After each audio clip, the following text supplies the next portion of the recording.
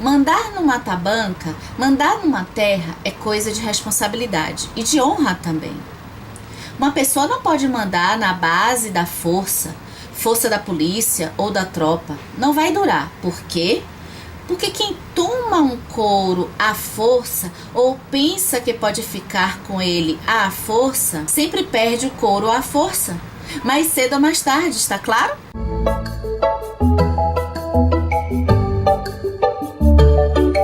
Olá pessoal, aqui é a Lilica do canal Comparando Livros.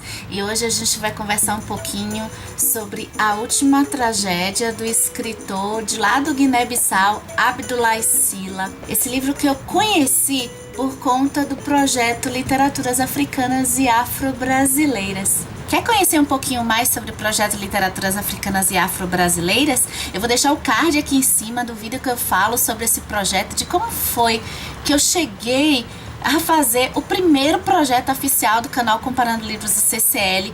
Também dou um recadinho, se você caiu nesse vídeo aqui de paraquedas, sejam muito bem-vindos. Aqui é o canal Comparando Livros, em que a gente fala principalmente de livros para quem gosta de ler e para quem quer gostar de ler. Aproveita, se inscreve aqui embaixo e você vai poder acompanhar outros vídeos daqui do CCL, o canal Comparando Livros. Em A Última Tragédia, a gente vai acompanhar 3 histórias separadas, mas que no decorrer da leitura elas vão meio que se interligar. A primeira história é a história da Ndani, que chega na capital, que é Bissau, para procurar trabalho. E, gente, esse é o melhor começo, um dos melhores começos de livros que eu já li. Senhora, quer criado? Ela repetia esta frase já não sabia quantas vezes naquele dia.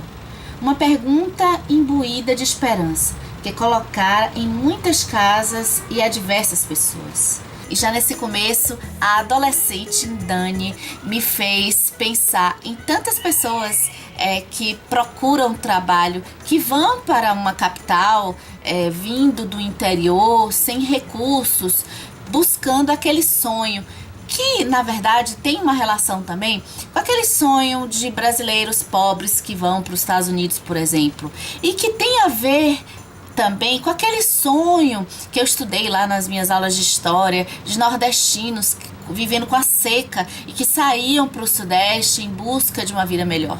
Nas suas primeiras 20 páginas, o Abdoulaye Sylla me conquistou, porque ele mostra com poucas palavras, porque 20 páginas, uma sensibilidade ao tratar da submissão dos negros e da questão que também existe lá no Guiné-Bissau, dessa miscigenação de brancos e negros. E essa realidade não está muito diferente da nossa aqui, o que me cativou ainda mais para adentrar na história. Então, a Ndani, ela vai nessa busca de emprego encontrar um trabalho na casa da Dona Linda. Conseguir esse emprego é algo tão sublime para essa menina que a gente percebe o sonho de pessoas que sonham com algo que hoje a gente pode perceber algo pequeno, mas que para elas era grandioso. Viver um sonho de trabalhar numa casa de branco e perceber aquelas coisas que para ela eram invisíveis até então, ficavam só na imaginação dela, coisas urbanas. É a crítica à situação dessa população que deseja conhecer a realeza, pratos, cama, colchão, fora totalmente da realidade delas. Enquanto a Ndani, ela tá na casa da Dona Linda, a gente vai perceber a forma de tratamento que existe desses empregados. Elas trabalham.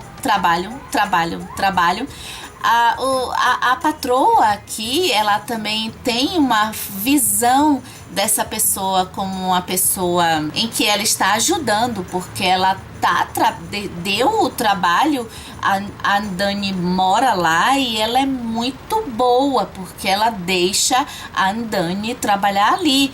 A Ndani, ela tem falhas no trabalho que ela faz, claro, todos têm, e a gente vai perceber como é que se dá o dia a dia dessa convivência entre a Dona Linda e a Ndani.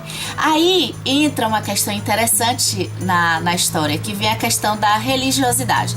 O tempo vai passando, existe toda uma questão de moral religiosa, de percepção dos negros como selvagens, e eles precisam ser ajudados. Eles precisam, sabe? Eles precisam de educação. Essa educação é uma educação religiosa católica, porque é o que eles precisam. E para ajudá-los, eles precisam ser catequizados. A catequese da Ndani vai ser por meio da Dona Linda. A Dona Linda, que frequenta muito a igreja, ela percebe a sua missão gloriosa. A sua missão gloriosa de ajudar essa pobre menina e trazer para ela Deus. O Deus da Dona Linda. Aí vem a história do Régulo. Régulo, eu preciso escrever isso, porque essa foi uma parte até difícil da minha compreensão. Um régulo, pelo que eu entendi, é um líder de uma população ali local, e a cidade é Quinhamel. É um povoado, pelo que eu compreendi. O régulo, ele é um líder ali, e num determinado momento o administrador, que eu acho que é alguém com poder maior ainda, ele vai, como sempre, fazer a cobrança tributária desse povo. Olha que ele vai cobrar imposto do régulo. E o régulo vai dizer: como assim? Como eu nunca paguei imposto, eu vou pagar agora? Sim, depois dessa carga tributária da Receita Federal, de lá do Quinhamel, que é esse administrador, o régulo vai começar a pensar um pouco sobre a questão da gestão pública, vamos dizer assim, desse povoado. E, nossa senhora, que maravilhosa essa parte, meu Deus. Primeiro ponto: enquanto os impostos eram cobrados apenas daquela população, tudo bem.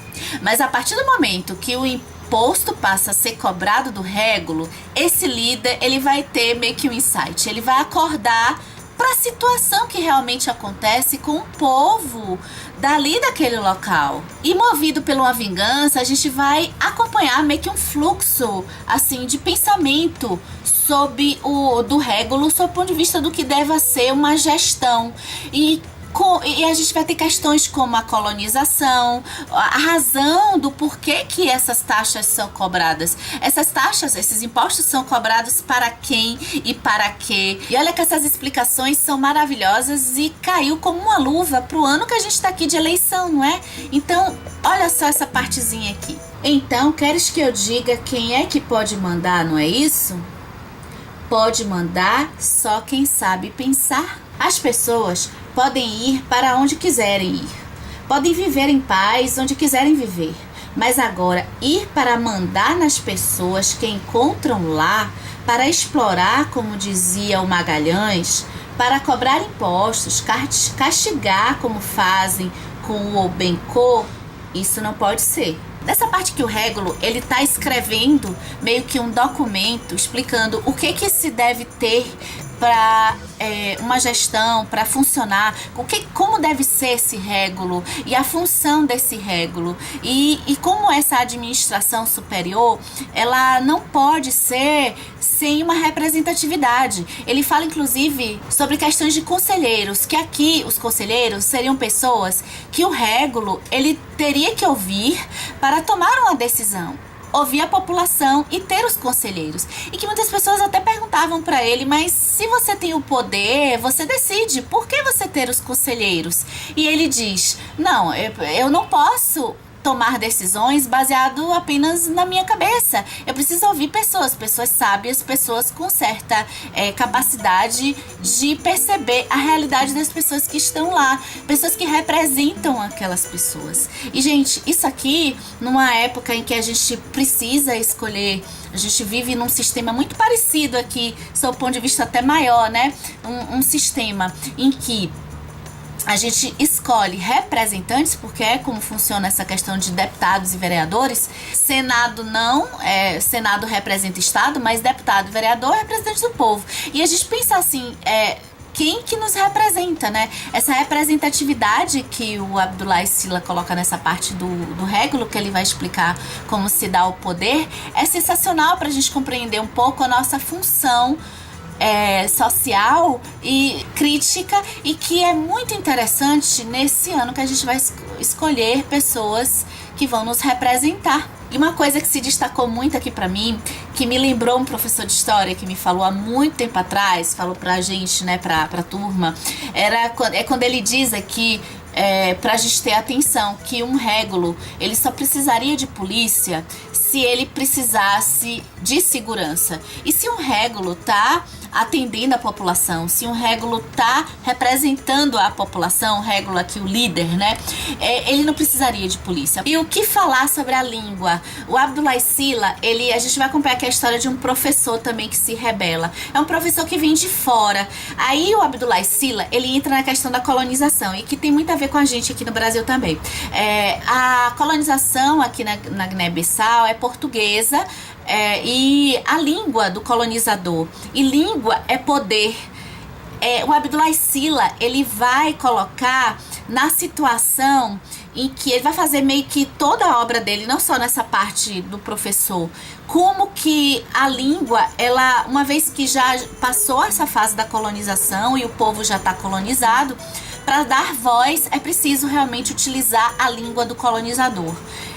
A visão que eu percebi aqui. Ao mesmo tempo, ele não quer que se tenha uma perda da língua original, que aqui no caso da Guiné-Bissau, é o crioulo. Então, na própria obra, o autor ele vai colocando expressões originais para também poder manter a língua que foi tirada pelo colonizador, né, que é no caso o crioulo.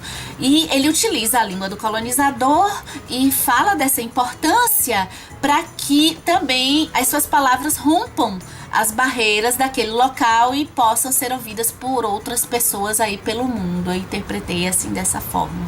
Gente, que livro incrível, que livro muito sensibilizador sob o ponto de vista político, sob o ponto de vista do racismo, com certeza, e de um lugar que poucos eu acho que conhecem, eu não conhecia. Eu percebi que a história do Guiné-Bissau, quando eu li Americaná, a mesma coisa, né? A Nigéria e Lagos e Bissau, e também esse contraponto do urbano e do interior, que a gente tem muito disso aqui no Brasil. Então dá pra gente dialogar muito, pra gente pensar muito a respeito das questões ligadas aos comportamentos sociais que vieram da colonização, que vieram aí dessa sociedade ocidental que entra nessa nossa terra. Não sei se agora a gente já tá tudo misturado, mas entra e que faz dessa sociedade multiétnica, e que essa sociedade precisa de representatividade e precisa se movimentar para que essas questões, para que isso seja conquistado, sabe? Então, uma leitura que valeu muito a pena. Eu recomendo A Última Tragédia, Abdullah Sila, Literaturas Africanas e Afro-Brasileiras. Vamos conhecer um autor do Guiné-Bissau. E a gente fica por aqui. Me contem se vocês já leram algum livro de algum autor africano, se vocês conheceram, sob o ponto de vista da literatura ou do cinema também, algum país e que tratasse dessas questões do racismo, essas questões políticas. E esse projeto ainda vai mais pra frente. Se vocês tiverem livros ou filmes pra me indicar, eu vou adorar. Vamos conversando aqui nos comentários. Até a gente se ver no próximo vídeo. Eu vou estar lá, quero ver vocês.